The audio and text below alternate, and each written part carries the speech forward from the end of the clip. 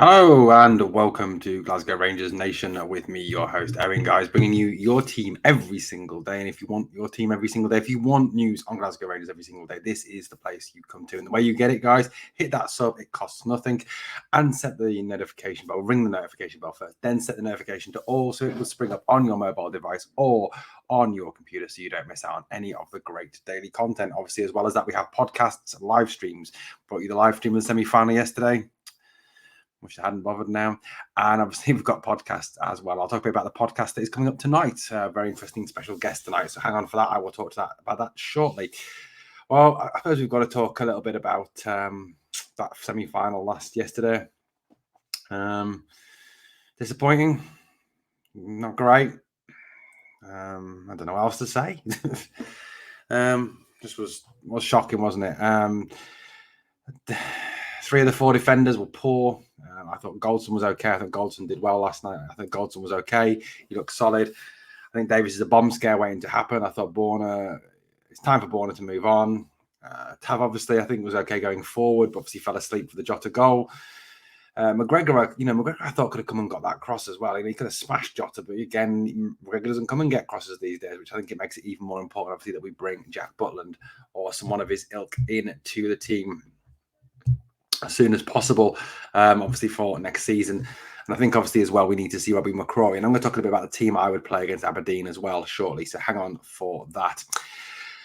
Obviously midfield, I thought Cantwell did well. I thought Cantwell was great. I thought he never stopped running, trying to get the crowd up. He just kept on going the whole time. He was fighting, battling. I thought Cantwell did really well. And look, I'm going to do something now I haven't done in a long time. And you must think I'm weird for saying this, but I'm going to praise John Lundstrom. I thought Lundstrom did okay as well on Sunday. I thought he played okay. I don't think he was terrible. I think he did well. I think Nicholas Raskin's not fit. I don't think he looked 100% fit. He had a poor game. He held onto the ball for too long, was slow in some of his decision-making. He had that really good shot early on, but I don't think he's 100% fit, if I'm being absolutely honest with you. I think we obviously need this week to make sure he gets himself fit. I thought Alfie was awful, absolutely awful, non-existent going forward, just shocking. Tillman was unlucky, obviously, to go off injured. Ryan Kent was an embarrassment. Ryan Kent, what can you say about this man? I don't think he's been good since the 55 title season. He was absolutely appalling. He was just one of the worst players on that pitch on Sunday. He was an embarrassment to the team, and he was an empty jersey. I don't want to see him again in a Rangers jersey. I think we say to him now, thanks, Ryan, for what you've done for the club in the past, but that's it. No more. Off you go to Burnley, off you go to Fenerbahce, wherever you're going to go, just off you go now. Go and pick your house out, off you go, because he was an embarrassment, absolute embarrassment. Did nothing, contributed nothing, ran away from the ball, was hooked at half-time. I would have taken him off after 20 minutes. He was that bad. He was absolutely appalling. And it's sad, really, that a player that contributed so much during that 55 title-winning season is turned out like this and is so poor. And he was absolutely shocking yesterday. Matondo did nothing wrong when he came on. Obviously, I thought Scotty Arfield did really well when he came on. Scotty never stopped battling, never stopped fighting. He had his shots, tried to create chances. Look, Scotty, I thought, did fantastic. He had heart, he had fight, he had spirit. He's a Rangers man. He cares about the club, he cares about the fans, and I think that was shown on the field. Fashion Sakala, sorry, but I don't care what his statistics say. The guy's not even good enough to play for the Dog and Duck. He really is poor. That's 2 now. That's twice. Twice he's done that now in a Hampden game. Fireplay Cup final, puts it wide. Now, I thought that was bad. You watch back this one that he missed yesterday. This is worse. It's actually harder not to put the ball in the net than it is to put the ball in the net. And he manages to put it in the side netting. I'm sorry, but yes, he runs around a lot, but with what purpose? Yes, he's had some decent statistics this season, but against who? And twice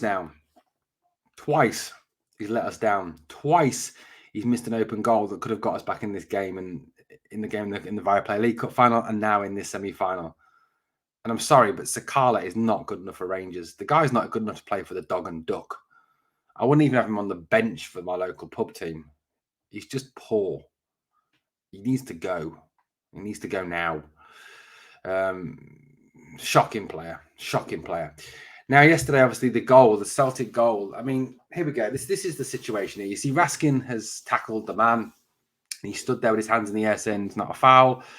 And you've got 4 players watching that ball. There we go. 4 players. You've got Borna, you've got John Lundstrom, Ryan Kent, Nicholas Raskin.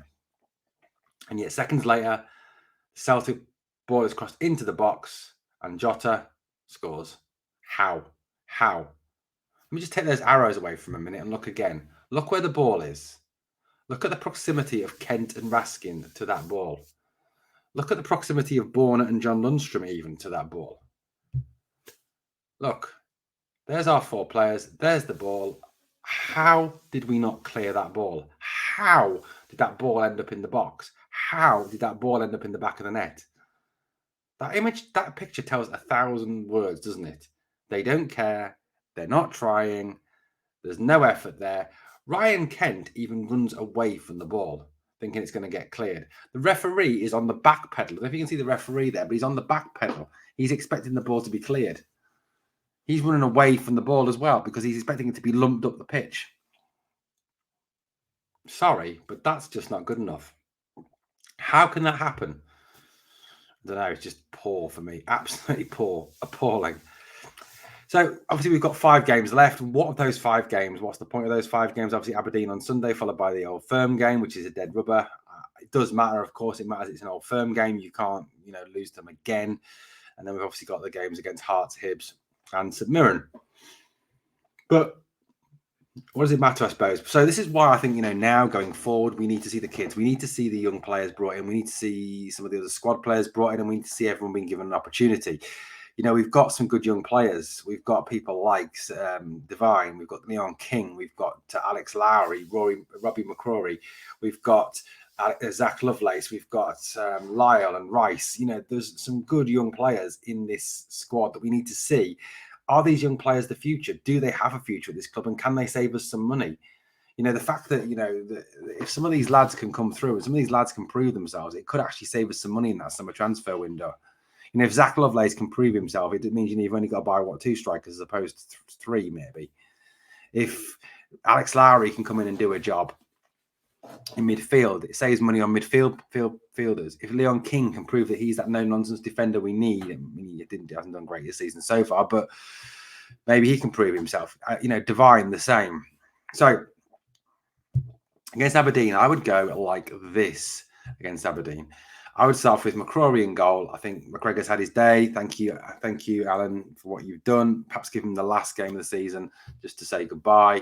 But no, that's, for me, McCrory's got to play now. Goldson and King, I would go with, Goldson's done nothing wrong for me, so I'd definitely give him the game alongside Leon King. Plus, he is the leader, the communicator. I'd give him the captaincy in these last few games as well. Go with Goldson and King as centre halves. I'd play with Devine at right back and Ridvan at left back.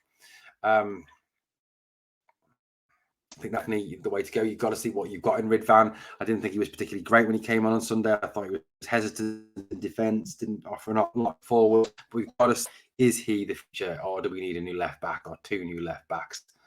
That's what I'd go with. Midfield, I'd go with Lundstrom and Raskin because we haven't really got anything else there. And Lundstrom's done okay.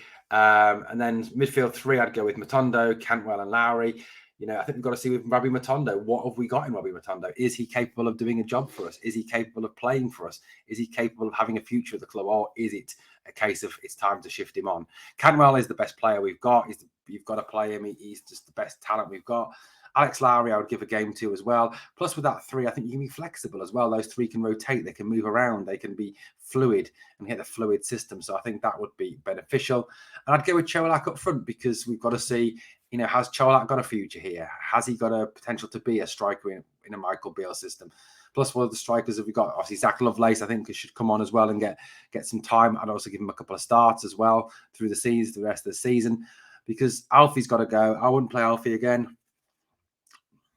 He's going to be off at the end of the season. He was poor, absolutely shocking. So for me, it's got to be a situation. It's time to change that. And I would go with Cholak, go with Lovelace, give them something else, give them something different, because it ain't working what's out there now. It really is not working what's out there now. And, you're not probably going to see Jack again this season. I feel I'd give him, put him on the bench. Yanis Hadji, I'd let Yanis Hadji have a run out at some point as well. We've got to see whether he's worth keeping as well. Give Hadji a game. It's got to be done. We've got to do something different in these last 5 games. We've got to use these last 5 games to look at the players who are still under contract, the players that are going to be here next season, unless we sell them, and see what future they can actually bring to the club. Because otherwise, there's no point playing these last 5 games. There really isn't. And for me, you've got to see McCrory, you've got to see King, you've got to see Lowry, you've got to see Lovelace, you've got to see Devine, you've got to see Hadji, you've got to see Ridvan, you've got to see Matondo. You've got to let these players play and see what have we got in these players. Are these players the sorts of players we need at Rangers, or do we ship them out? What is the answer? Michael Beale spoke today about the fact that there will be massive change over the summer. Just a reminder of that quote that I shared on the video yesterday. This is what Beale had to say. Summer will see the biggest change Rangers have seen in years. Summer is needed quickly. There will be massive change. I think that's the key statement there. There will be massive change because there needs to be massive change after the way we've fallen so far behind Celtic this season. 13 points in the league, beaten today in the cup. They're going to win the treble. Of course they're going to win the treble. They've got Inverness in the final. They could play their under-16s and probably still win that game. So we've got to see what we've got. We've got to see what we need. I know Michael Beale's had talks on Kieran Dowell is rumoured close. Jack Butland is rumoured close. But we've got to see what else we need. We've got to look at these youngsters. Have we got anything in these youngsters? Can these youngsters do a job for us? Because we've got to find out now. And now is the opportunity to do something. We might as well do something positive for these last 5 games.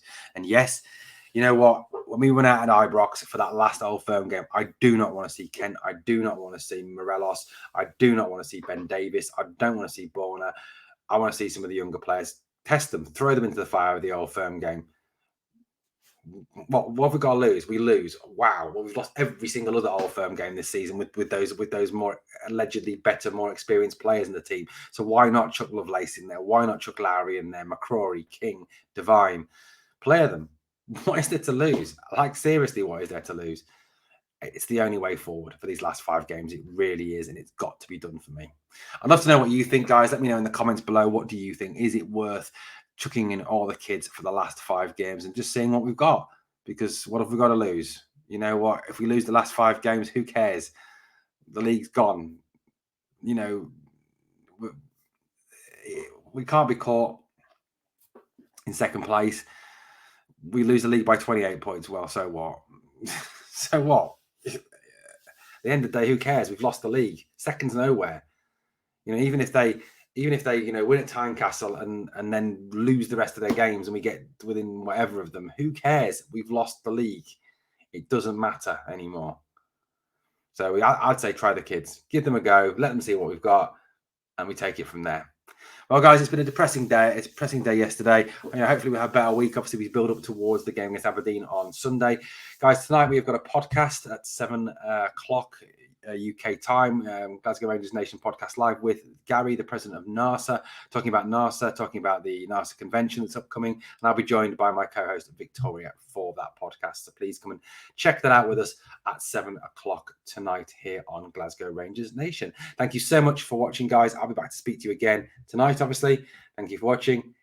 Guys, let's keep the faith. Let's just keep the faith.